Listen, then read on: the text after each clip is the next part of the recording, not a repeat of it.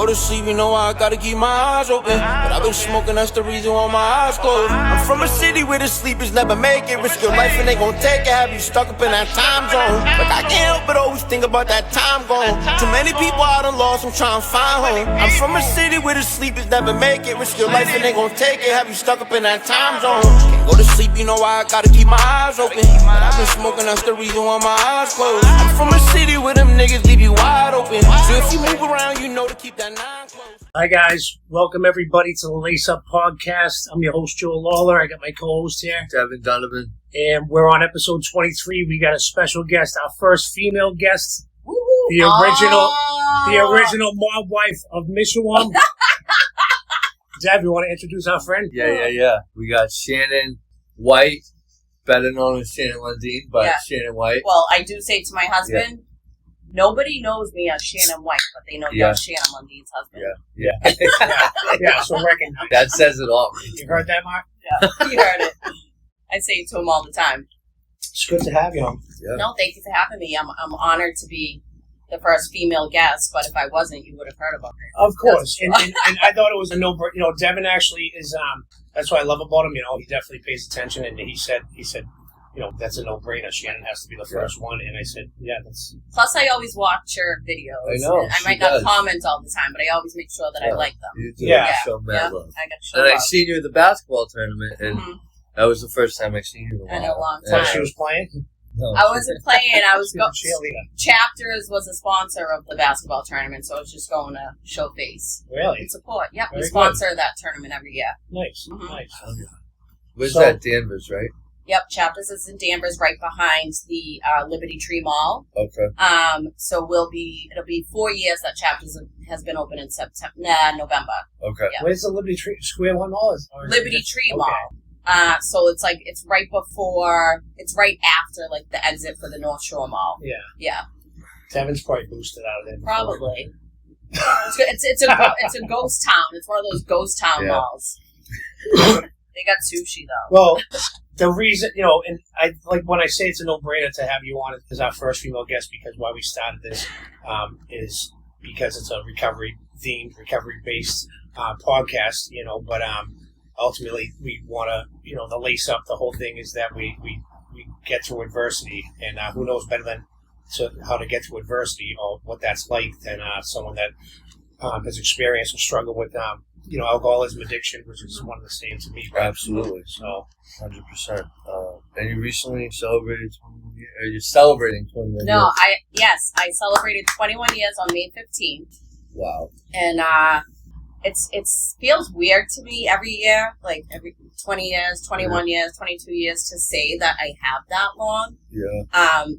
You know, our disease talks to us in our own voice, right? So, like, even though I have 21 years and I'm really good at tuning out those negative voices, if someone who meets me that doesn't know me and I tell them I have 21 years, I think that they're thinking, oh, you must have just smoked weed, and I need you to know I shot heroin and had a hard time and, like, went through some shit. Yeah. But who gives a shit? Well, and I love that you just brought that up because you said it perfect. Like, that stinking thinking, and, like, that's what alcoholism is in a nutshell. You know, it's gonna you know, plague us, or it doesn't have to, but it's gonna be with us forever, right? Yeah. And those thoughts or whatever can still creep in, and it still tries to attack you. That's how powerful it is. Well, then it's like we can fucking disqualify ourselves any way possible. Like the daily reflection the other day was like equal rights or something, right? And it was like I always was like too young, or like I was from here and I went to school here. I did heroin, you did weed, like, or you did coke, or you smoked angel dust. Like, I would use every reason to like comparing instead of identifying. And yeah, I think it's like, I don't know, for me personally, like it's easy to look at someone with like 20 plus years and say they got it all figured out, but like you never have it all. No, I don't have it all figured out. Like, you know, I haven't arrived. My recovery process is still a journey, right? And I still have a lot of growing to do.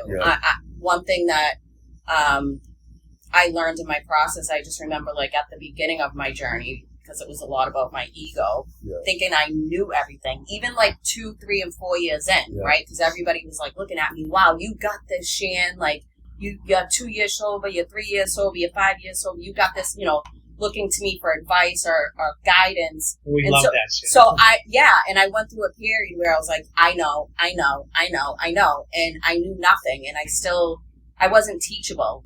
I was teachable, but not teachable in a lot of ways. And today, I am teachable. I believe that I can learn something from anybody and everybody. I agree. I that's what I love about this community and stuff, and the fellowship is that young, old, you know what I mean? Like nothing, race, wealth, none of it matters, right? Yeah. And there's not too many places you can say that. But you spoke about the ego. I was walking back to the house from grabbing us coffees this morning, and it just crossed my mind.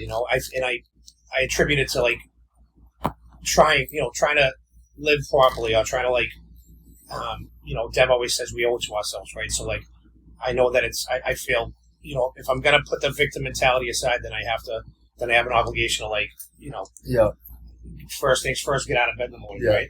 Yeah.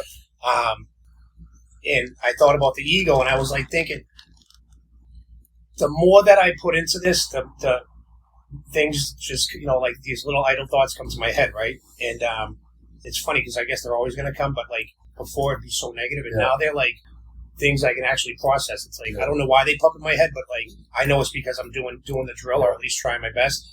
And I thought about the ego, and I'm like, what's more insufferable than the ego, right? What's more insufferable than like living like that? I know that like I've never suffered more pain than when my ego was running the show, and I had no idea, so like the pain wasn't that great. But now to know that, it's like it's a healthy fear of mine, Absolutely.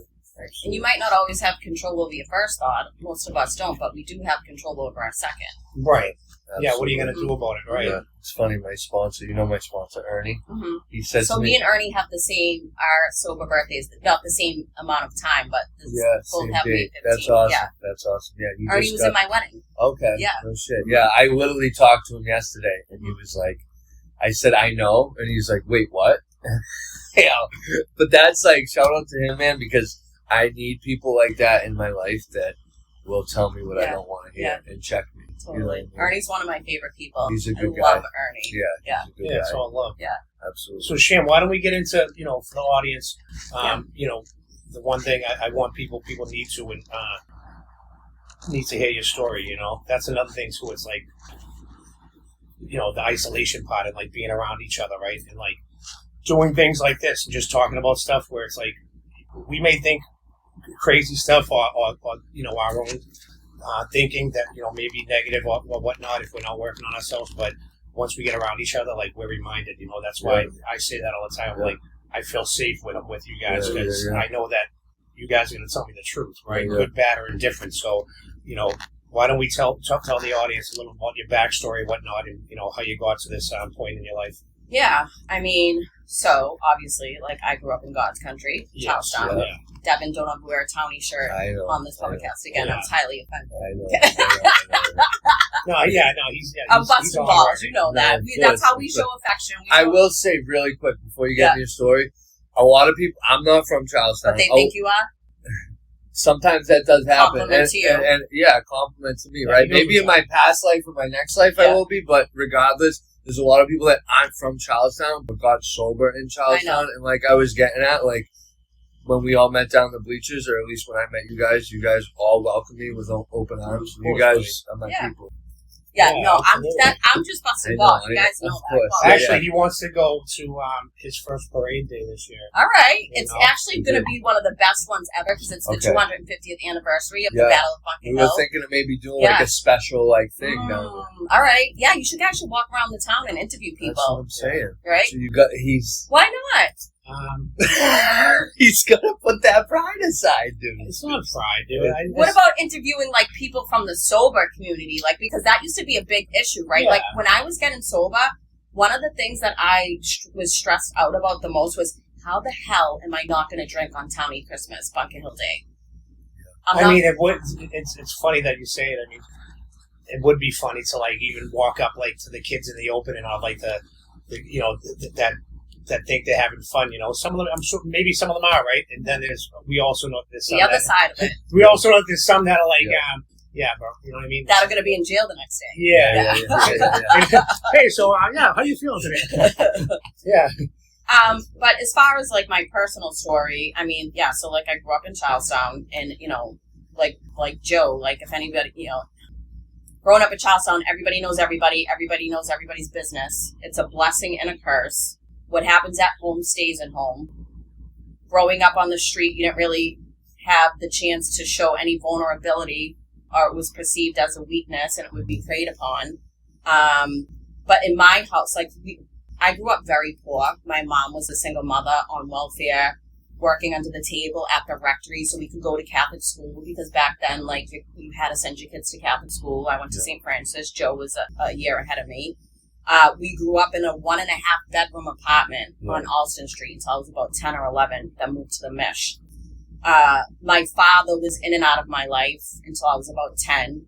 And my father was an alcoholic and an addict. And, one thing that I truly believe this, like within my soul, I believe that childhood trauma or some form of trauma is the gateway for alcoholism and addiction. 100%. And so my first childhood traumatic experience that I remember very vividly, when my father would come home drunk, he would either pass out on the couch or he would get arrested. And it was usually the latter. And, my older sister, who was from my mother's first marriage, she's 5 years older than me, she would run to the neighbor's house. My younger brother and sister would hide under the bed, and I would sit on the couch with my mom and hold her. That was my way of protecting her at 5 years old, and hold her while my father would just drill her. So he would get up and leave, and I was the same size as the doorknob, and I ran to go lock the door, and he wanted to come back one more time, kick the door in, and the doorknob split my head open. And I remember my mom hiding me in the bathroom with a towel on my head because she was afraid that the cops would take me. And so I remember being really angry at my father for doing this to us and putting us through this. But I also felt so bad when I saw the handcuffs go on when you get arrested. And that was very confusing for a child at that age, because here's this man that's supposed to love, protect, comfort, and provide, and he's doing the complete opposite. So naturally, I start to feel like something's wrong with me. There must be something wrong with me. From a very young age. And I feel like you don't see, you don't know you don't see that coming, I feel like. No. That's not something. I didn't know what it was. We can't put our finger on it at the time. I'm sorry. Go ahead. No worries. And so, also, growing up in Charlestown, like I said earlier, you couldn't show vulnerability. And, the way it was growing up during my era, I don't like to use the word bully, because I also believe that, kids we were all just trying to survive, right? I think our age group, we were all just trying to survive. And so, there was I got picked on a lot. I might have picked on some people because that was my way of trying to survive. Moved down to Mishawum when I was 11. So even though I'm from the same town, I moved down to Mishawum in a lot of ways with all the crowds that hung and lived down there. I'm sort of like an outsider, and I got into fights at a young age. I got jumped at a young age. And so then I developed this mentality, this kill or be killed attitude, right? I'm going to hurt you before you hurt me. But as far as my father, again, he may have influenced me for being the way that I am, but ultimately I'm responsible for my own healing. And it took me a long time to figure that out. I had my first drink at the age of 12. It was coffee brandy. It was when I was hanging in the pit with Paul Lark, who I love and miss so much. And so, for instance, me and Paul were in the same class together every year from preschool, kindergarten, St. Francis High School, okay?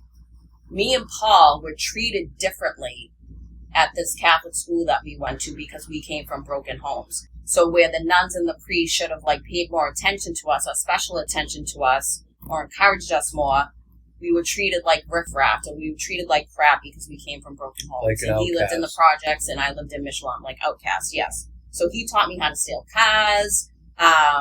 We had a hotbox mixtape. I never was scared in a stolen car with him, ever.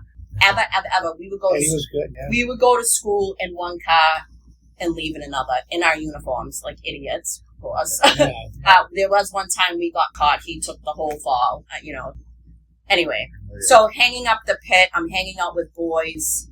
It's that awkward stage. I already have those feelings, that low self-esteem, those insecurities. I think I'm ugly. I think I'm stupid. I think I'm not good enough. And I'm hanging out with boys, and I'm starting to like boys. And so the alcohol made me feel like I could flirt or like I was funny. I didn't necessarily like the taste of it, but I couldn't wait to do it again. And, it progressed from there. The marijuana, the Klonopins. I remember getting I forget who we used to get them from, that they were called the bullets, the V cutouts wrapped in the tinfoil, 5. And I'd take 5 at once. Yeah. And Couldn't benzo, get enough, yeah. benzos have such a long afterlife. Yeah. I thought I could steal anything, anywhere, anytime, in any place. Then it was only a matter of time before I started doing cocaine. I struggled with the eating disorder for a little bit. Same thing, like body image stuff. And when I couldn't control what was going on around me, I could control what was going in and out of my body. What I loved about cocaine is that I could drink more. It killed my appetite. And it was like a truth serum. And I could tell you how I really felt about you. Yeah. And, I'd be up for days. And I think about it now, like, why was that fun for me? Because I always ended up with, like, people I wouldn't normally hang out with. You always have that person that's dominating the conversation and won't let you talk. That would probably be Joe. Yeah. No, I'd be the opposite. I'd be fucking. You have that person that's, like, really paranoid and, like, looking out the peephole, like, all that type of stuff, Yep. And, same thing. It was like, I started doing, like, the perks. I remember getting those Pink Lady, me and Timmy getting those, She always thought, I just remember. She got a memory like an elephant. I just remember always saying, like, to Timmy, the father of my 2 oldest girls, like, let's call Joe Waller and get some Pink Ladies, right? And we did, and I loved those because I needed those to come down because I knew we'd be doing coke all night, right? So it was the real deal back then. Yeah. I remember. Did Joe ever tell you the story about him jumping off the balcony? Yeah. Oh, yeah.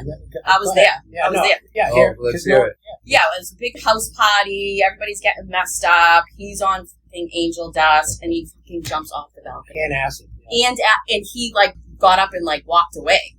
But your foot was broken, wasn't it? I think my feelings were hurt. Yeah. No. 3 stories up. It's on the balconies in the Mish. Wow. Yeah. There was probably at least 50 kids in that house. Yeah. Wow. It was New Year's Eve. Yeah. Holy shit. Yeah. So they came down and picked me up, right? Yeah. Could have been paralyzed. You're not You supposed to should do be that. Yeah. dead. You should be dead, bro. They picked me up and brought me back upstairs. Yep. They gave me a beer. They handed me a beer. Yep. And then I was so, like, belligerent at that Adrenaline point. and shit. The kid whose house it was, he's like, yeah. Yeah. He was upset because I was like, I'm tripping. Now, the dust had worn off, but I'm tripping even harder. Yeah. And when I went back upstairs, naturally, everyone's talking about it. So they're like, Joe, like, either whispering or just talking about it. Yeah. Joel, just jump up. I'm hearing all this because my senses are heightened. And I'm like, fucking shut the fuck up. Oh. And then, they brought me home. Yeah. Oh, shit. Yeah. Wow. Crazy How old were times. you? 17. Holy Yeah, fuck. so I was 16. Holy shit.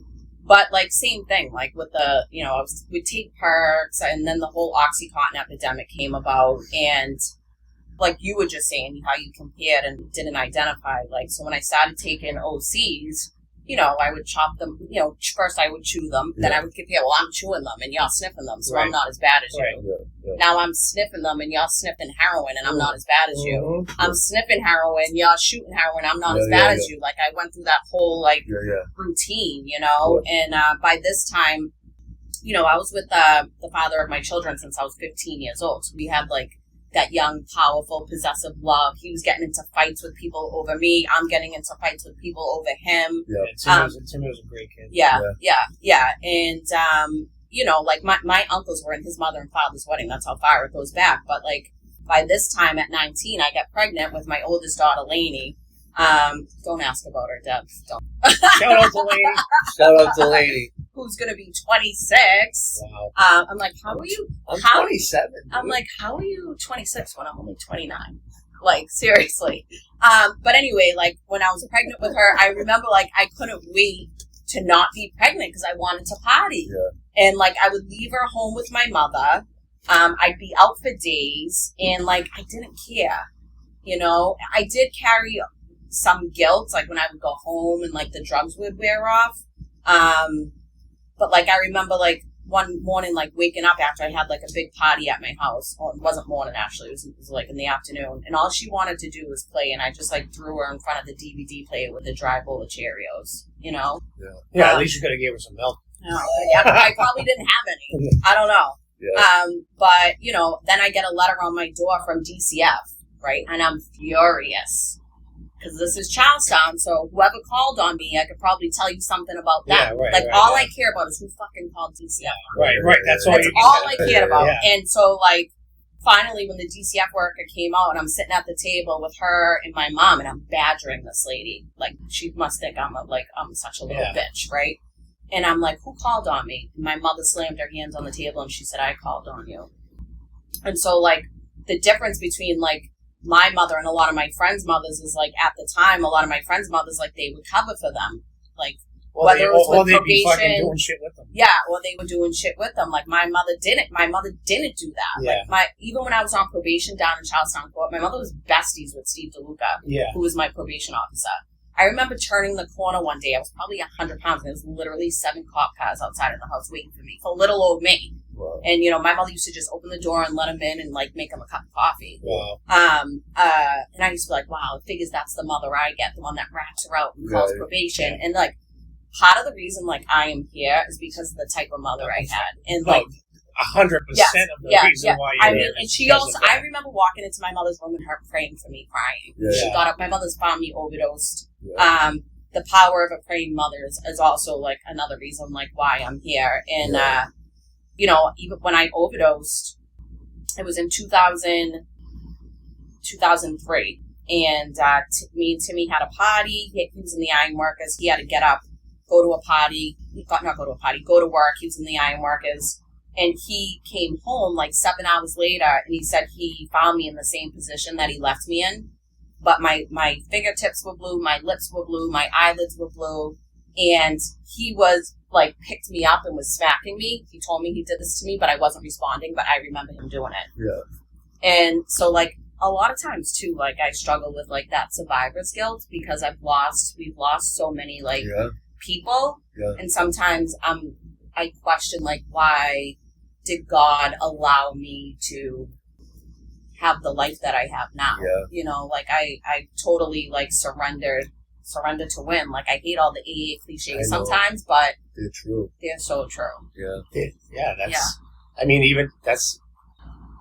You can consider that ego, where it's like, why do terms, why do phrases like offend us, or like, you know, why do we feel it's like no, I know, but I think they're corny. I guess. No, we can definitely like agree on that. Yeah. They are, and then like when. You know, I mean, there's been multiple times I've sat in a meeting and I'm like, wow, that's saying, like, you know. So now I don't doubt any of it. I still may think, like, I'm like, oh my God.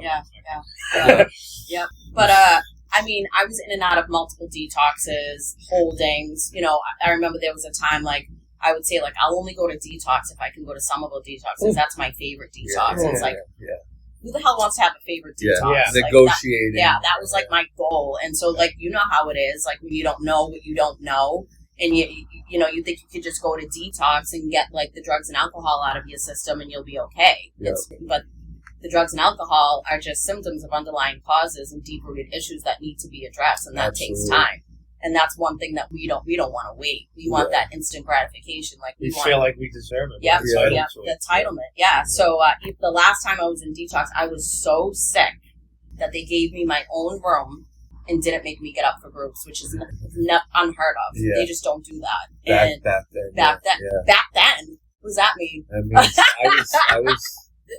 How old were you? 5. Oh, in God. 2003. 2003. I was 5. Yeah. So. You just started smoking weed. I know. Seriously. Boosting out of Liberty Tree Mall when I was 5. It's all about behavior. Yeah. But I was in and out of this program called the Access Program, which was like in a wet shelter in Cambridge on Albany Street. What's that mean, wet shelter? So a wet shelter is when they allow people to come and stay there even though they're under the influence, but they can't bring like alcohol or drugs in. Yep. And then like a dry shelter is where you have to be sober. Wow. So there was a part of the shelter that was sober for the people that were in the Access Program, And I think I was like 22. I was there a couple of times when I went in there. And so Lainey was 2 at the time. And it smelled like feet. It smelled like piss. It smelled like ass. I was crying. I'm like, where the hell am I? Then I got comfortable. And the woman who was running the program at the time, she was like, you're 22 years old. You have a 2-year-old daughter. If you're comfortable being in a wet shelter, sitting around playing cards with homeless people, that should be a red flag that something's wrong. But that didn't even hit me until like years later, you know? Yeah. And, you know, I eventually went to a program called the Meridian House, which is in East Boston, but it was temporarily in Charlestown because it was getting renovated in East Boston. So I had no idea what the Meridian House was, what it required. All I knew was it was in Charlestown. Where in Charlestown? Down at the Constitution Inn. Oh, wow. Yeah. So it was in Charlestown. Co-ed, right? And there were boys there. And it was strict. But it was I didn't know. So strict. those are like, this is going to be great. Now, they're going to know I'm a townie. That's a recipe for this. Yeah, exactly. They're going to know I'm a townie, and I'm going to skate through, and there's boys there. And I remember being there, and I hear someone saying, oh, I've been here 6 months, I've been here 9 months. I goes, oh, I'm here for 30 days. They're like, this is a 9 to 12 month program. Yeah. Right? And the guy that was the program manager at the time was this Irish boxer from Kerry, Ireland. I'm like, this is perfect. I'm Irish. He's Irish. Like, what, you know, he saw the mentality that I had, you know, how manipulative I was and entitled I was. And he was so hard on me. You could break the same rule on the same day at the same time, and I would get a more extreme consequence. So Meridian House is based on behavior modification. It's not as strict now as it was 21 years ago, but, you know, you have to confront yourself in the eyes of your peers. You have to slip each other on your behaviors. I said, I'm not doing that. Yeah, we don't do that. I'm not doing that. Yeah, right? Right. And so the woman's like, are you in treatment? Are you trying to change? Almost like a social model, kind of, right? Yeah. It was it was a resident run program. So we cooked all our meals, we ate all our meals together. All like our communication stuff we did, and you know, we had groups and stuff, but we, like, if me and Joe get into an argument, you're going to slip me for that because it happened in front of you, to Shannon, from Devin, this date, this time, back and forth with Joe. So all the slips would go in a box. Yeah. Then the next morning. They'd be anonymous? No, you had to say it was from you. Yeah. I'm thinking people are like... No. Then the next day, we would have a group called House Issues. So they would go down every resident's name. Slips on Joe, slips on Shannon. Slips on Shannon lasted a half an hour, 45 minutes. And they're still reading them. They're still reading them. They told me I was a sneak, I was a liar, I was manipulative, I was entitled, and I was appalled. Yeah. They would say these things to me, but they were all true. Yeah. So one of the LEs, the learning experiences or the consequences that the Meridian House was famous for is was an all day.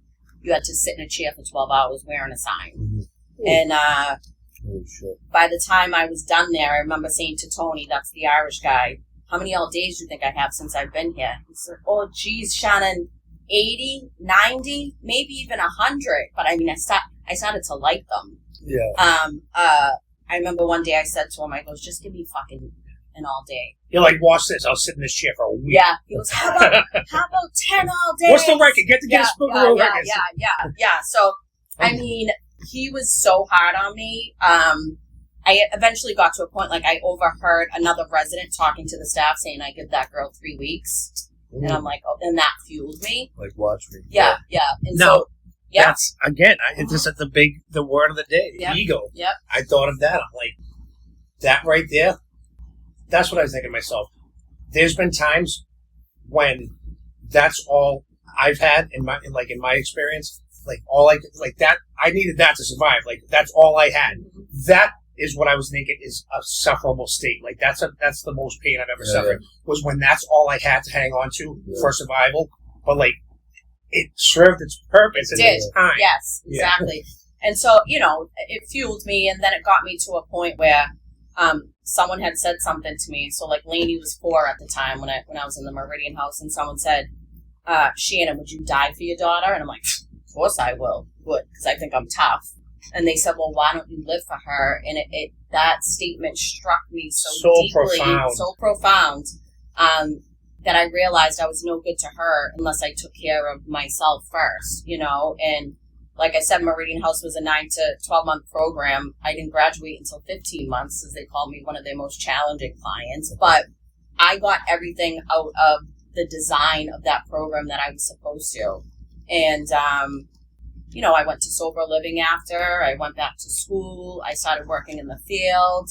Like they say, like the promises, like if you told me 21 years ago that I would be where I am now, I would never believe you, because I didn't think I deserved it. Right. I didn't think I was worthy. I didn't think I was capable. I didn't even think I was capable of being sober.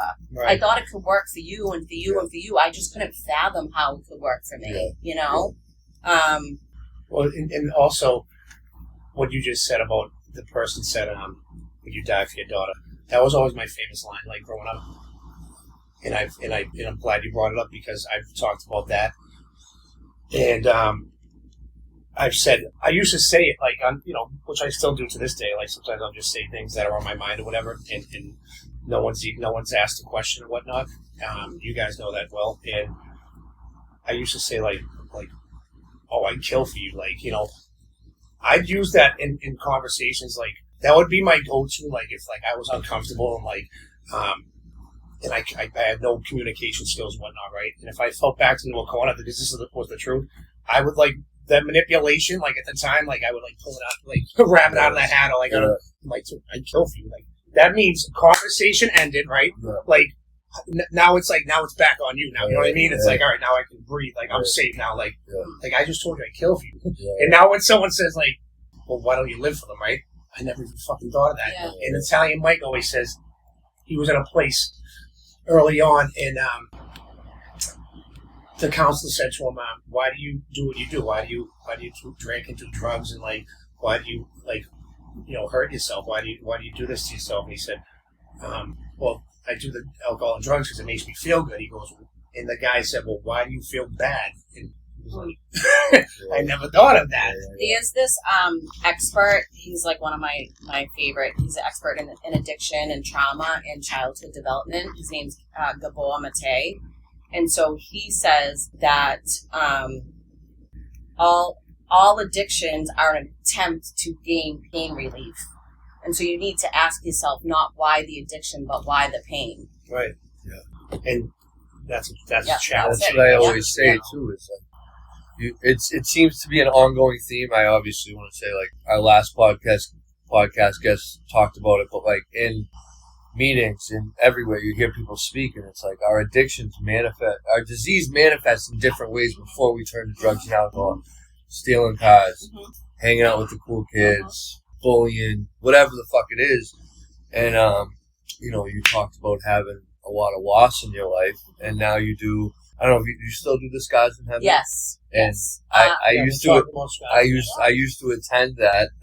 Was that? No. You're talking about. Yeah. So you're talking about the support group. Yes. It's under the Sun Will Rise, and so it's a green peer support group for anybody, no matter the relationship, who has lost someone to a substance-related cause. Yeah, I went there a couple of times. Yeah, you did come. Very, very, very powerful. Yeah, I did it. Yep, you did too. I forgot that you came, Joe. Yeah, well, I went a couple of times. I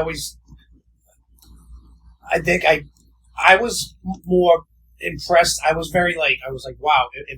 I felt something because some of the guys in there, vulnerability. Some of the guys in there that I know had maybe a tougher paper route than I did, or didn't have that unconditional love. You know what I mean? As chaotic as it may have been. And I watched them get vulnerable, and I'm like, that shit. I love that. They found that there was all these grief support groups, right, for all these other types of losses, whether it was like suicide, gun violence, cancer, what have you. But there was nothing for people who lost loved ones to overdose or a substance-related cause, and that's one of the leading causes of death. Absolutely. Wow. So make that make sense. Someone reached out to me recently from Rockland, and I told them to check you in. Yeah, because I've attended, and like I just, you know what I mean, like that it helped me a lot. Yep, we hold our groups once a month on the third Wednesday of every month down St. John's at 6:00. We also have a Zoom option for people who can't get there.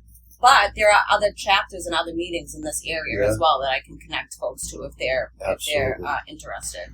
Absolutely. Yeah, talk about that, like the connections you've made in the last 21 years. I mean, overall. Yeah. With is anybody specific? Anybody, good or bad. I mean, mostly good, I'd say. I'd say mostly good. I mean, well, what's the opposite of addiction? Connection, yeah. right? And so, I mean, I've met a lot of good people over the years, whether it be like throughout my career path, whether it be throughout like my personal recovery journey, or in the halls of AA. There are some people who stand out more than others because they played vital roles in my recovery. Like I think about the woman who was my counselor at the Meridian House. Her name was Deb. And, you know, I drove her crazy, you know, but she just continued to like stay with me and work with me. And no matter how difficult I was, she saw something in you. She saw something in me. Yeah.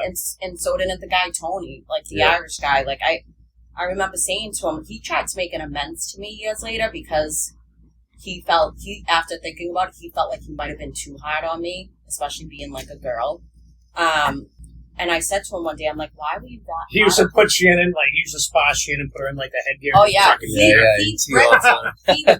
ripped my bedclothes off of my bed and made me carry it everywhere with me for a month. Yeah. Up and down Meridian Street, trains, buses, meetings, appointments, whatever. And my bed is made every single day, 21 years. Yeah. But thanks for the PTSD. Yeah. But My bed's fucking, that looks I- great right now. No, but the whole point of the bed making, though, like, Yeah, no, it's you're like, right. you that Navy SEAL guy. Oh, that's talks unbelievable. A steamable axe. the And, like, steamable acts and setting your first goal for the Yeah, day. yeah. And Yes. if nothing else, at least you come home to a made bed. Yeah. absolutely. There might be other parts of my room that might be a mess. Yeah. You know? Yeah. But, you know, I said to Tony, I'm like, why were you that hard on me? And, you know, looking back, obviously I wouldn't have it any other way. Like, who I was back then played a big part as to who I am now, right? It shaped who I am now.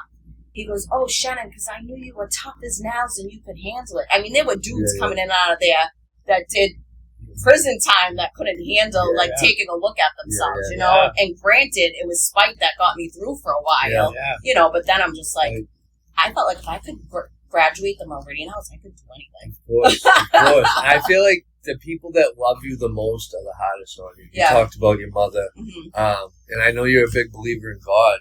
Now, and like not now. I mean, well, you have been. Yeah, I've always been God conscious. Yeah. Okay. I hope this doesn't offend anybody, but this is my truth. We don't care about as far as St. Francis goes in the Catholic Church, for me, I felt like they focused on punishing God. Yeah. Oh my God.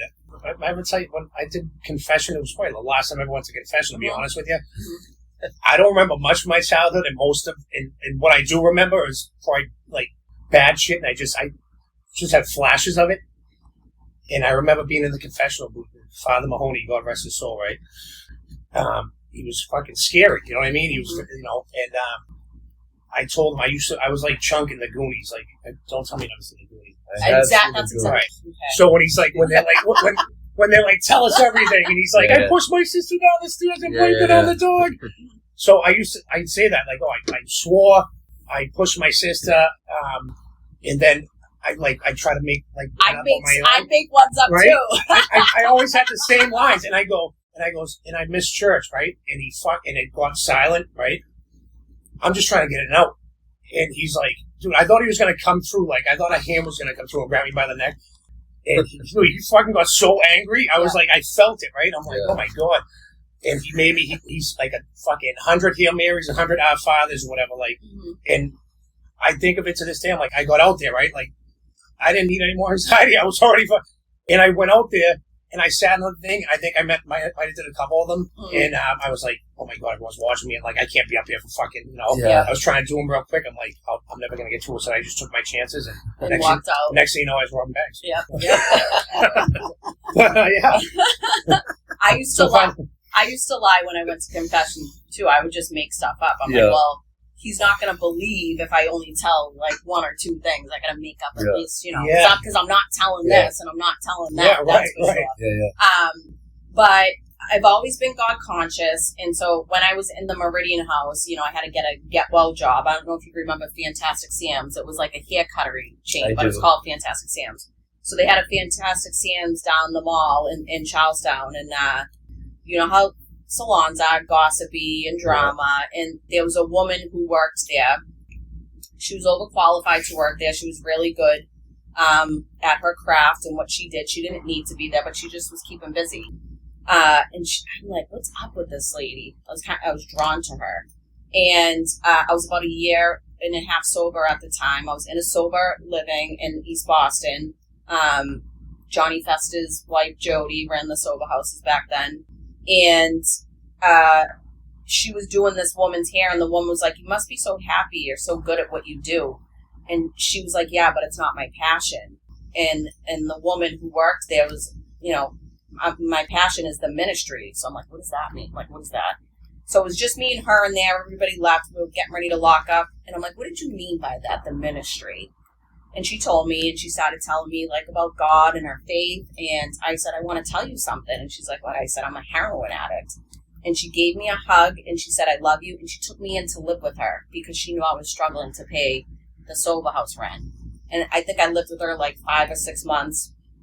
And so, yeah, she brought me to church with her. It was a Christian church, you know, and I said the sinner's prayer. Yeah. A lot of people talk about like being born again. They think it's like this cult. It's not. It's just about like dying to your flesh and being led by your spirit. And I probably had the best night's sleep I ever had in my life that night. And then, you know, I moved back home. I get pregnant with my second daughter. And my mother's sick with cancer. My mother ends up dying. And, you know, that was really hard because here I am 3.5 years sober. I'm pregnant. I'm losing one of the most important people in my life and bringing one of the most important people into the world at the same time. And I remember like talking to God, and like in Charlestown at the time, there was only Catholic churches. There's a Christian church, Green Street, where they have the noontime. And I'm like, God, I just wish I could find a church like the one I was going to when I was living in Revere with Karen. And Joe Kavinsky gets out of jail, God rest his soul. Yeah. He goes, Shannon, there's a Christian church over by Assembly Row. It was right near Somerville Courthouse.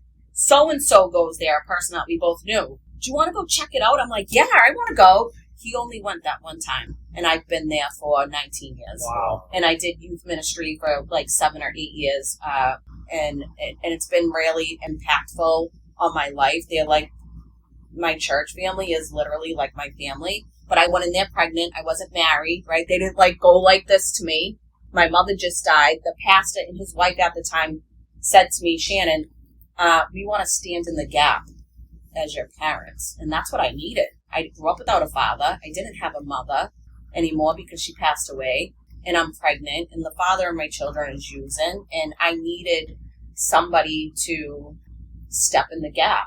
And, you know, after I had Liv, I go to church and the whole wall was piled. My church is called Christian Assembly, by the way. It's in Peabody, 200 Croton Place. If you ever want to join. And the whole wall was piled with like diapers, wipes, gift cards, and they treated me like I was their kid, and that's what I needed. And so like when I do something wrong, I like rat myself out, like because I know that they're not going to push me away. They're not going to disown me. I called my pastor up and said, I've done A, B, and C. And he says to me, I don't look at you any different. And if I'm doing something that could potentially get me in trouble, they rebuke me in love, and that's what I want. So, and it's not about religion either. That's where religion is legalistic. Jesus came to abolish religion. It's about relationship.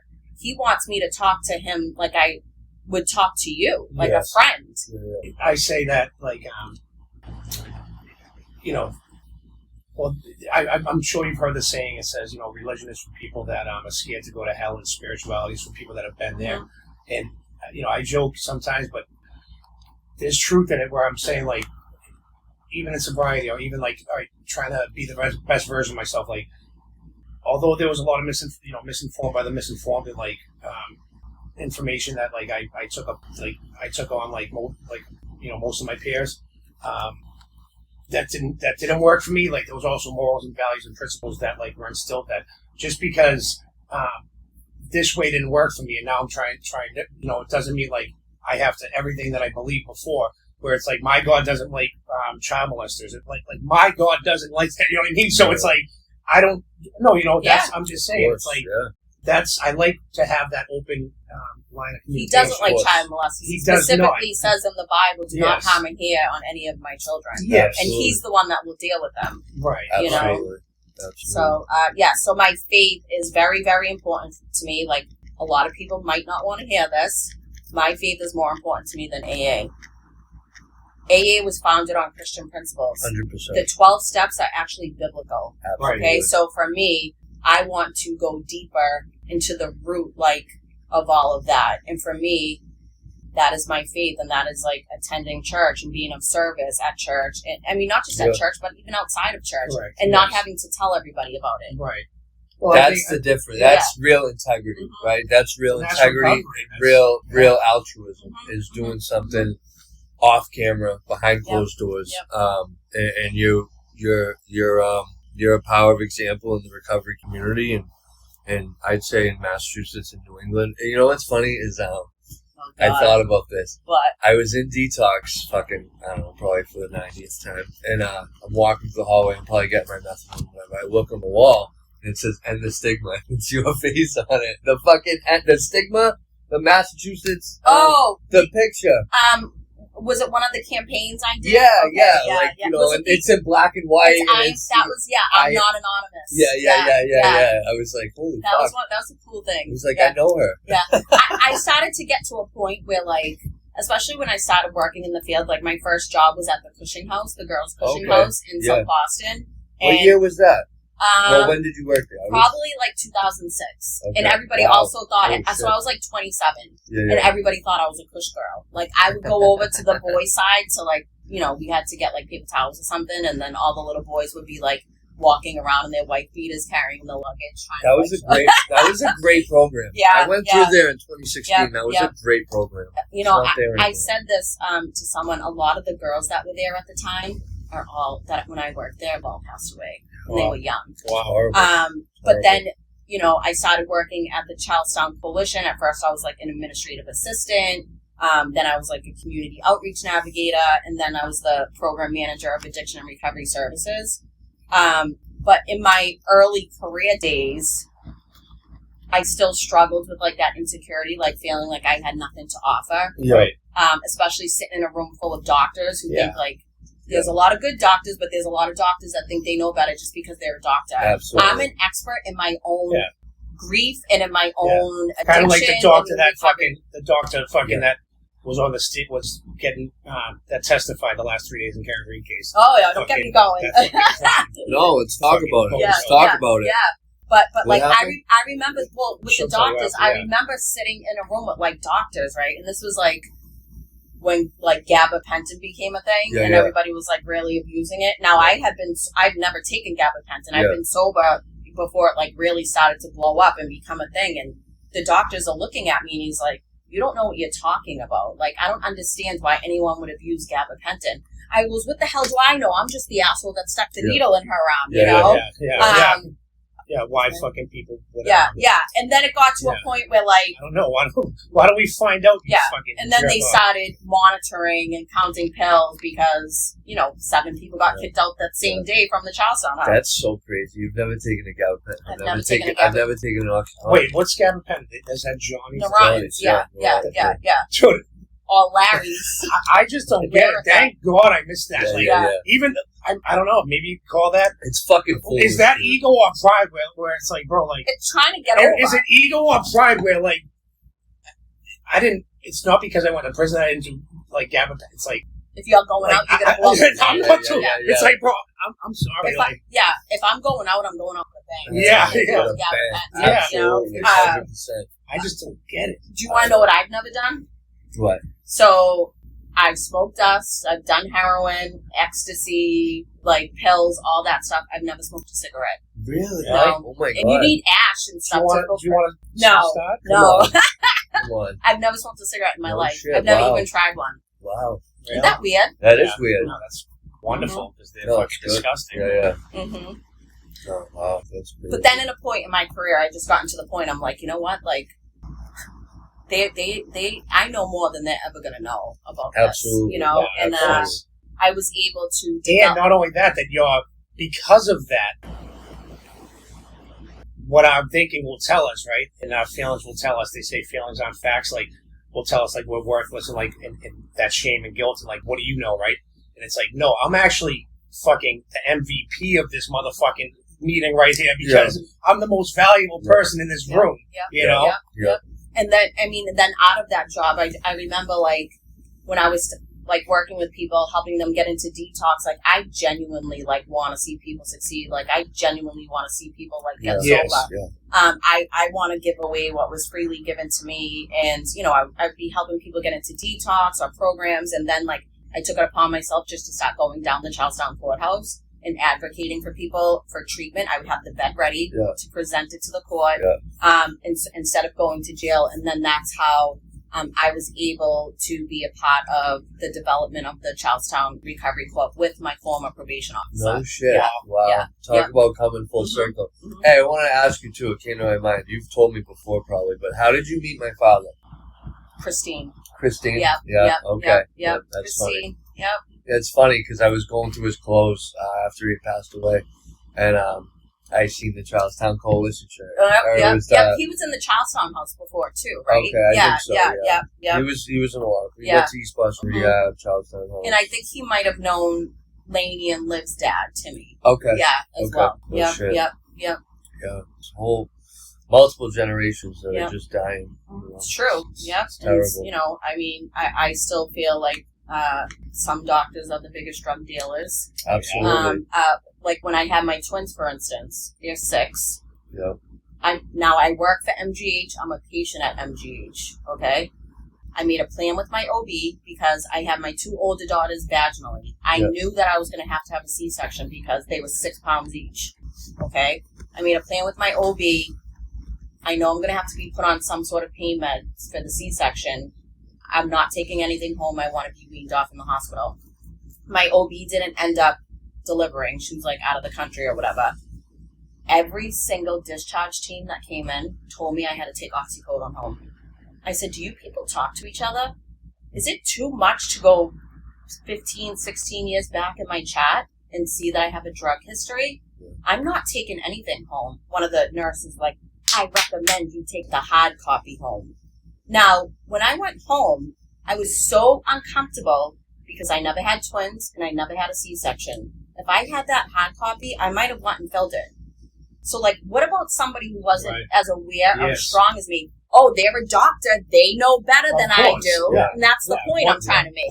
Yeah. You just made it so easy. Yeah. And then next thing you know, you're crossing the line that you can't go back to. Exactly. Yeah. No one can question. Oh, because trust me, I was feeling good. Twin parents. Yeah, twin parents, twin girls. Twin girls. Yep, I know. Yep. It's crazy. You drive my husband crazy. Yeah. My poor husband. I'm going to see them right after this. Yeah. They're the best. Yep. How old are yours now? About to be 2. Did you have one? Was Bryn and Tatum? Was one bigger or smaller than the other? Bryn was a little big. Bryn was like 6'12", and Tatum was 6. That doesn't sound like a big difference, but it was. Yeah, you know. And now Tatum's a little bigger than Bryn. Their personalities are crazy. Yeah, they have like their own language and understanding. Like yeah, they're like crazy. My husband says, because it's just my husband and then 5 girls. Yeah. And he says that we're all the same. We all do the same crap. Yeah, it's just at different levels. Yeah. Do you want a boy? So when I was pregnant with so I told my husband when we got married, I said, I'm doing this one time, meaning being pregnant, because I already had 2 older ones. And he said, okay, I'm going to pray for twin boys. And so I remember when I went to the doctors, he's like, ask if you hear more than 1 heartbeat. They're like, no, we hear 1. I think they heard 2, but it was the same rhythm. Yeah. So then a few weeks later, we go to the ultrasound. And my husband's very smart. My husband's like he's very smart. He can fix anything. He's very chilled and laid back. All he cares about is going to work and providing for his family and sports and food. That's it, right? Yeah. And so, you know, he's looking at the screen. I'm looking at it. I don't know what I'm looking at. He says, is that what I think it is? Yeah. I thought he saw a penis. I'm like, you can't tell, it's too soon. He goes, no, there's 2. And I'm like, no, there's not. I thought he was messing with me. Yeah. And the tech goes, no, there's 2. And I had a meltdown. Wow. Meltdown. Because I'm like, I'm not going to be able to do this. I'm 38 years old. Yeah. I got pregnant naturally. I mean, that's a blessing of God. So that's what my husband prayed for. But God has a sense of humor, and he gave him girls, right? And when we had the gender reveal, I did want boys, and the reason why I wanted boys, gender disappointment's a real thing. Yeah. I wanted boys because I already had 2 girls and their dad had died, and I didn't want them to feel like they were being replaced. And nobody else felt that way except for me. So when we did the gender reveal, I was a ball bag the whole day, crying. Nobody else cared. My husband didn't care. Right. My girls didn't care. I was just so hyper focused on I don't want them to feel this way, and it's not like that. I mean, I'm such a girl mom. That impact in you, and that I hear sometimes we generalize and it's almost feel as if it's like, all right, well, let's say mums worry, right? Well, that's what mums do. Okay, but at what cost? To carry the burden of something? Is it your obligation, to, even a loved one, is that love, you know what I mean? Where it's like feeling, carrying it's not possible. You can't carry someone else's shit, dude. You can't carry their emotional fucking baggage. Yeah. You can't, and It's I enough know to carry our if own. we could, we would, and it's just not, but I don't know. Yeah. Like you said about, having the feeling the way you were feeling, and no one else was even thinking that way. But you're not wrong to feel that way. That's how you were feeling. But everything worked out. Yeah, because their father, it had only been about 2 years since their dad died. Yeah. So when their dad died, he was out in California, and he was doing really well, and he kept making comments about coming home. And for some reason, I had this thought in my mind he couldn't overdose out in California. He could only overdose here. I don't know why I thought that way. But the last time I talked to him, because he was on the phone with Lainey and Liv all the time and FaceTime and all that, I was at a doctor's appointment at the health center in Charlestown because I found a lump in my breast. It was nothing, but that's why I was there. And he's like, can I talk to Liv? That's the 16-year-old. And I'm like, she's with our math tutor. And he just started telling me what a good mom I was. He also, that summer before he died, he made a real amends to me. Whereas before he would just be like, yep, I'm sorry I did that. I'm sorry I did that. But he called me on the phone and said I need at least a half hour, 45 minutes of your time, and listed all the things that he did to me because he cheated on me a lot. And so that also made me feel like something was wrong with me, going back to with my father. And he said to me, he was like, nothing was ever wrong with you.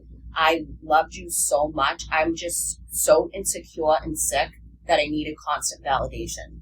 And so I needed to hear that. But the last conversation, he said, where are you? I said, I'm at the doctor's. Why are you there? I told him. He goes, are you scared? I said, no. He goes, why? I said, because I have a big God. And he said to me, how do I find him?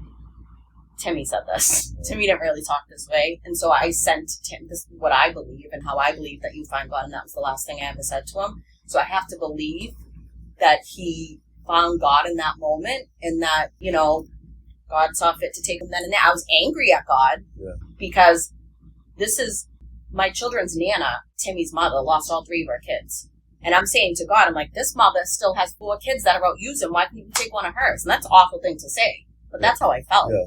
And, I remember I was about 13 years sober when he died. And his backpack got delivered to my house. And the people who sent it, was the people he was staying with out in California. They didn't know what was in there. I was home alone. This is how the devil works, because the devil doesn't want me to be successble in my recovery. The devil doesn't want me to help people. Yep. I believe addiction is a tactic of the devil, one way to take people out, obviously. I'm not eating, I'm not sleeping, I'm not showering. Okay, so no one's home. I'm home alone. I go through the backpack and I find the friggin' 40 of black tar heroin that definitely killed him. And I had a moment. I'd rather you beat the crap out of me than feel this emotional pain. So I'm like, I just want a little bit of relief. Nobody will know because they know I've been crying and I haven't slept. But we also know, with blue eyes, we can't hide it either. And and I just remember, in that moment, I'm like, God, you have to help me. And when I said that, I immediately got the image of my daughter, Lainey, who was 16 at the time, laying over her father's casket, begging him to wake up. And I knew that I wasn't going to let that happen again. And I flushed it down the toilet. Yeah. Wow. But it's crazy, too, because I've done so many eulogies for people. Yeah. Which is an honor and also a lot of pressure at the same time. You did Joey's, right? Yeah, I did Joey's. I did Jill Doherty's. I did Paul But Woods. you work well under pressure. I do work. I thrive under pressure. Absolutely. And Timmy's is the only eulogy I don't remember. Wow. Mm-hmm.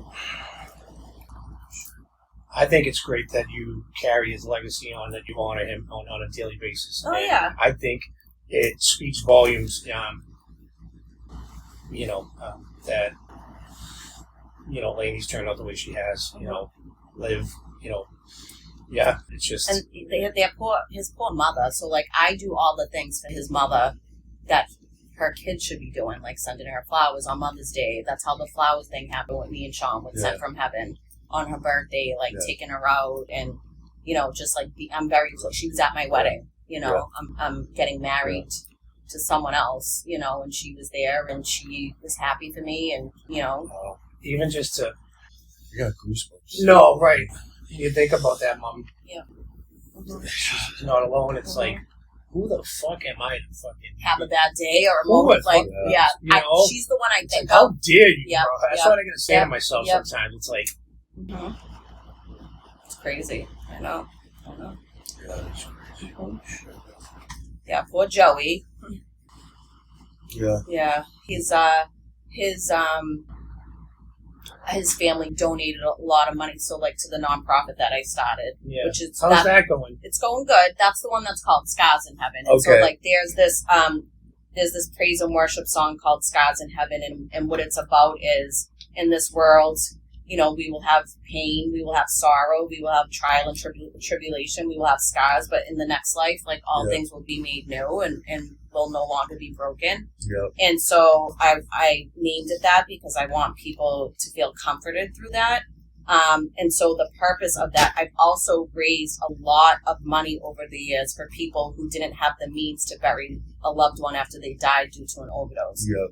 So right now, it's meant for people with ties to the Charlestown community if they need a sober living scholarship or if they lose a loved one due to addiction and they're looking for some financial help. But Joe's family donated a lot of money after he passed away, which was pretty cool.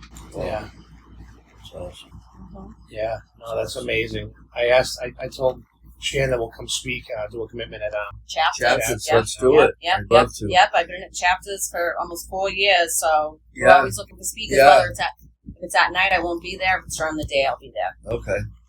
Yeah, it all depends. I'd love to come speak. Yep. I'd love to. Yep. I think that, like you said it best, like spreading the message. Mm-hmm. It's cost $0.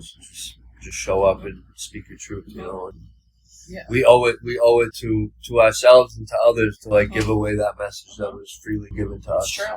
Yeah. You know what I mean? This Yeah, I thing think can't, there's something to be can't said keep there. going. This thing can't keep going. I want to be remembered for how I lived. Absolutely. No, How did you treat people while Yeah, you were here?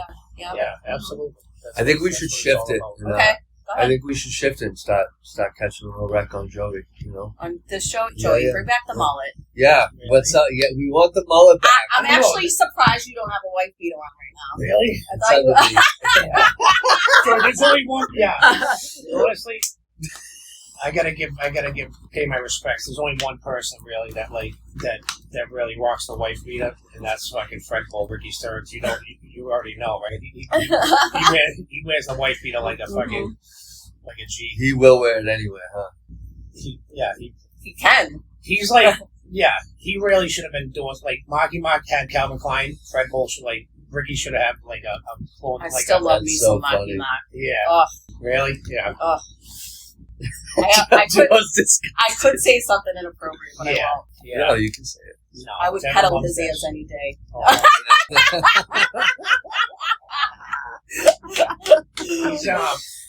That's fucking funny. What else have we got? So What's the tea? As the kids say, what's the tea going on in Charlestown? Mayor Wu. What's up with her? Oh, What's please. up with Mayor Wu? So the Bunker Hill Day Parade's coming up. 617. This will be my 4th consistent year protesting her. I stay consistent. I Yeah. hold the sign every year.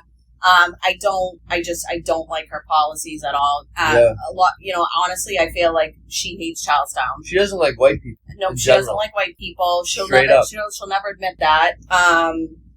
it just goes back to the whole COVID thing, where she tried to mandate vaccines and the whole vaccine card thing, and we should try to set up like maybe get them in the octagon or something. I don't know how we could do it, but if anyone get could, Shannon. No, Shannon, Sean Boyle and fucking Mayor Wu.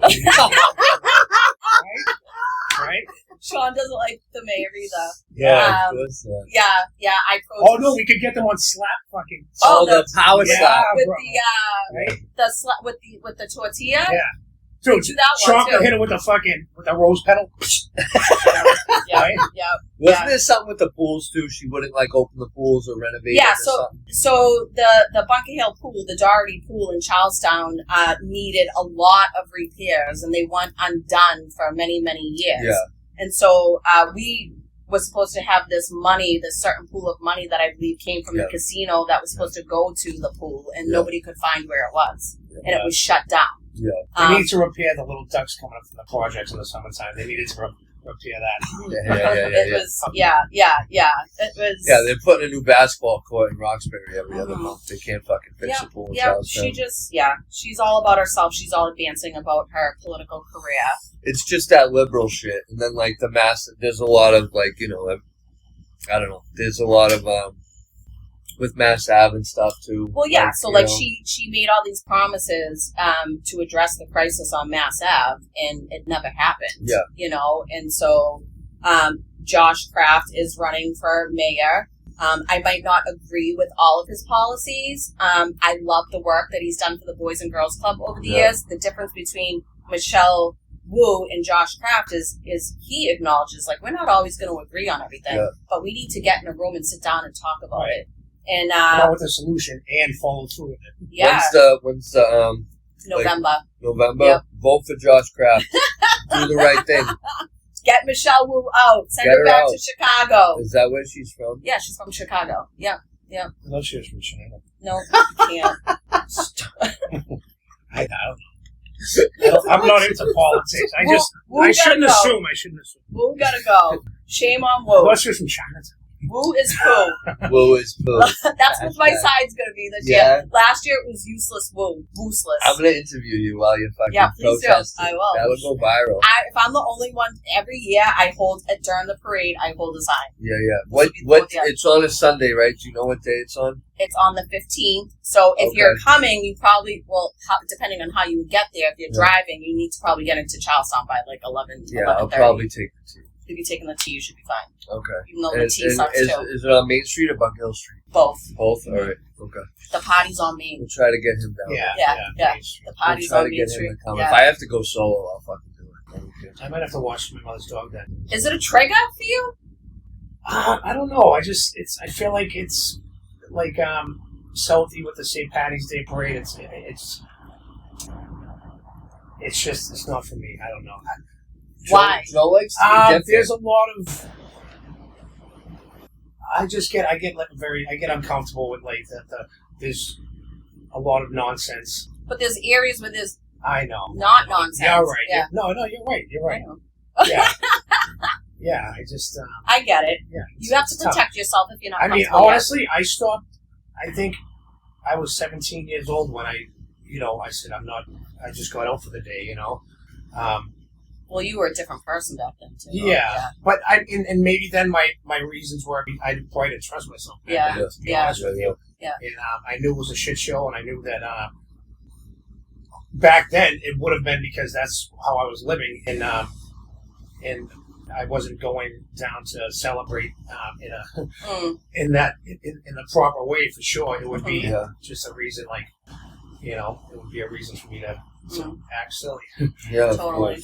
Probably cause a lot of problems, but yeah.